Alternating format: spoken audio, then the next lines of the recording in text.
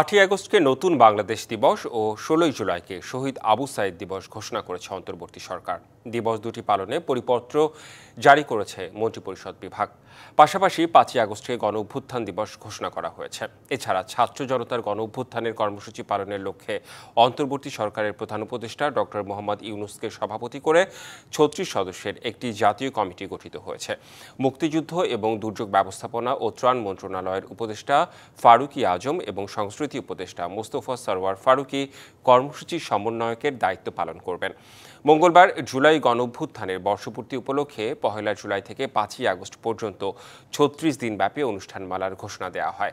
1 জুলাই মসজিদ, মন্দির, প্যাগোডা, গির্জাসহ অন্যান্য ধর্মীয় উপাসনালয়ে শহীদদের জন্য দোয়া ও প্রার্থনার মাধ্যমে শুরু হবে এই অনুষ্ঠানমালা।